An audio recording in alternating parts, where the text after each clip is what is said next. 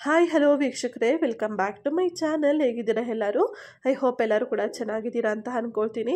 ಇವತ್ತಿನ ವಿಡಿಯೋ ತಮಗೇನಾದ್ರು ಇಷ್ಟ ಆದರೆ ಪ್ಲೀಸ್ ವಿಡಿಯೋಗೊಂದು ಲೈಕ್ ಮಾಡಿ, ಚಾನಲ್ನ ಸಬ್ಸ್ಕ್ರೈಬ್ ಮಾಡಿಕೊಂಡು ಸಪೋರ್ಟ್ ಮಾಡಿ. ಹಾಗೆ ವಿಡಿಯೋ ಬಗ್ಗೆ ನಿಮ್ಮ ಅನಿಸಿಕೆ ಅಭಿಪ್ರಾಯಗಳನ್ನು ಕಮೆಂಟ್ ಮುಖಾಂತರ ಶೇರ್ ಮಾಡ್ಬೋದು, ಓಕೆನಾ? ಸೊ ಬನ್ನಿ ಸ್ನೇಹಿತರೆ, ಹಾಗಾದರೆ ಇವತ್ತಿನ ಈ ಒಂದು ವಿಡಿಯೋನ ಶುರು ಮಾಡೋಣ.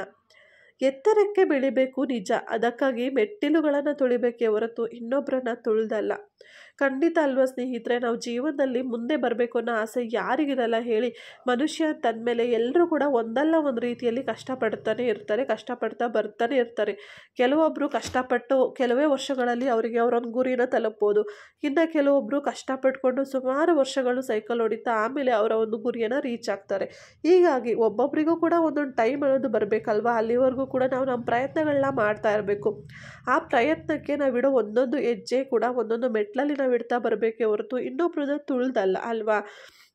ಹಾಗೆ ಇನ್ನೊಬ್ಬರನ್ನ ತುಳಿದಲ್ಲ ಅಂತ ಅನ್ನುವಾಗ ಕೆಲವೊಂದು ಕಡೆ ಕಾಂಪಿಟೇಷನ್ ಇರುವಾಗ ನಾವು ಇನ್ನೊಬ್ಬರನ್ನ ತುಳಿದೇ ಬೇಗ ಬರಬೇಕಾಗುತ್ತೆ, ಓಕೆನಾ? ಸೊ ಅದು ಒಂದು ಕಡೆ ಆಗುತ್ತೆ, ಅದು ಒಳ್ಳೆತನದಲ್ಲಿ ಆಗುತ್ತೆ. ಆದರೆ ಇನ್ನೊಂದು ಕಡೆ ಬಂದಾಗ ನಾವು ಏನೋ ಒಂದು ಕೆಟ್ಟ ಉದ್ದೇಶದಿಂದ, ಓಕೆನಾ? ಸೊ ನಾನು ಇಲ್ಲಿ ಹೇಳ್ತಾ ಇರೋದು ಅರ್ಥ ಮಾಡ್ಕೊಳ್ಳಿ. ನಾವಿಲ್ಲಿ ಇನ್ನೊಬ್ಬರನ್ನ ತುಳಿಬೇಕು ಅಂತ ಅಂದಾಗ ಕೆಲವೊಂದು ಕಡೆ ಇವಾಗ ನಾವು ಹೊರಗಡೆ ಒಂದು ಜಾಬು ಬಿಸ್ನೆಸ್ ಅಂತ ಹೋದಾಗ ಎಲ್ಲ ಕಡೆ ಕಾಂಪಿಟೇಷನ್ ಅಂತ ಇದ್ದೇ ಇರುತ್ತೆ. ಸೊ ಅಲ್ಲಿ ಇನ್ನೊಬ್ರನ್ನ ತುಳಿಬೇಕು ಅಂತ ಅಂದಾಗ ಅದಕ್ಕೊಂದು ಒಳ್ಳೆ ರೀತಿ ಅಂತ ಇರುತ್ತೆ. ಅದನ್ನ ಬಿಟ್ಬಿಟ್ಟು ಕೆಟ್ಟ ರೀತಿಯಲ್ಲಿ ಕೆಟ್ಟ ದಾರಿಯಲ್ಲಿ ಅವ್ರ ಬಗ್ಗೆ ಏನೋ ಒಂದು ಕೆಟ್ಟದಾಗಿ ಅಪಪ್ರಚಾರ ಮಾಡೋದಿರಬಹುದು, ಅಥವಾ ಅವರ ಕೆಟ್ಟದಾಗಲಿ ಅವರಿಗೆ ಅಂತೇಳಿ ಬಯಸೋದಾಗ್ಬೋದು. ಆ ರೀತಿಯಲ್ಲಿ ನಾವು ಇನ್ನೊಬ್ರನ್ನ ತುಳಿತಾ ಹೋದಾಗ ನಾವೇನು ಮೆಟ್ಲನ್ನು ಏರ್ತಾ ಹೋಗ್ತೀವಿ ಅಲ್ವಾ? ಸೊ ಆ ಮೆಟ್ಲು ಅನ್ನೋದು ಏನಿರುತ್ತೆ ಅದು ನಮಗೆ ಶಾಶ್ವತವಾಗಿ ಇರೋದಿಲ್ಲ ಯಾವತ್ತು, ಓಕೆನಾ?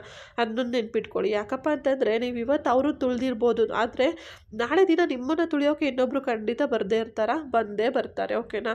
ಸೊ ಇವಾಗ ನೀವು ಹೇಗೆ ಇನ್ನೊಬ್ರು ತುಳಿತಾ ಇದ್ದೀರೋ ಅದೇ ರೀತಿ ಇನ್ನೊಬ್ರು ಕೂಡ ಮುಂದೋಗಬೇಕು ಅಂದರೆ ನಿಮ್ಮನ್ನು ತುಳಿಯೋರು ಇದ್ದೇ ಇರ್ತಾರಲ್ವಾ? ಸೊ ಹಾಗಾಗಿ ಅವರು ಕೂಡ ಬಂದಾಗ ನಿಮಗೂ ಕೂಡ ಅಷ್ಟೇ ನೋವಾಗುತ್ತಲ್ವ ಸ್ನೇಹಿತರೆ? ಹಾಗಾಗಿ ಹೇಳ್ತಾ ಇದ್ದೀನಿ ಅಷ್ಟೇ.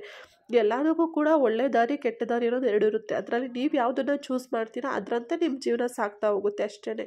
ಸೊ ನಾನು ಹೇಳೋದು ಇಷ್ಟೇ, ಕಷ್ಟ ಆದರೂ ಪರವಾಗಿಲ್ಲ, ಸ್ವಲ್ಪ ಸಮಯ ಜಾಸ್ತಿ ತೊಗೊಂಡ್ರೂ ಪರವಾಗಿಲ್ಲ, ಆದಷ್ಟು ಒಳ್ಳೆ ದಾರಿಯನ್ನು ಚೂಸ್ ಮಾಡ್ಕೊಳ್ಳಿ, ಓಕೆನಾ?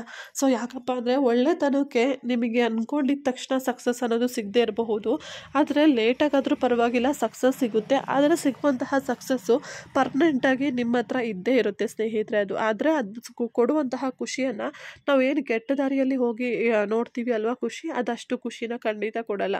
ಆ ಸಮಯಕ್ಕೆ ನಿಮಗೆ ಜಾಸ್ತಿ ಖುಷಿ ಅಂತ ಅನ್ನಿಸ್ಬಹುದು, ಆದರೆ ನಿಮಗೆ ಫ್ಯೂಚರಲ್ಲಿ ಬಂದುಬಿಟ್ಟು ಅದಷ್ಟು ಖುಷಿಯನ್ನು ಕೊಡಲ್ಲ. ಹಾಗೆ ಪರ್ಮನೆಂಟಾಗಿ ನಿಮ್ಮ ಹತ್ರ ಅದು ಇರೋದು ಇಲ್ಲ, ಓಕೆನಾ? ಸೊ ಇಷ್ಟು ಹೇಳ್ತಾ ಇವತ್ತಿನ ವಿಡಿಯೋನ ಮುಗಿಸ್ತಾ ಇದ್ದೀನಿ. ಐ ಹೋಪ್ ಇವತ್ತಿನ ವಿಡಿಯೋ ತಮ್ಮೆಲ್ಲರಿಗೂ ಯೂಸ್ಫುಲ್ ಆಗಿರ್ಬೋದು ಅಂದ್ಕೊಳ್ತೀನಿ. ಇಷ್ಟ ಆದರೆ ಲೈಕ್ ಮಾಡಿ.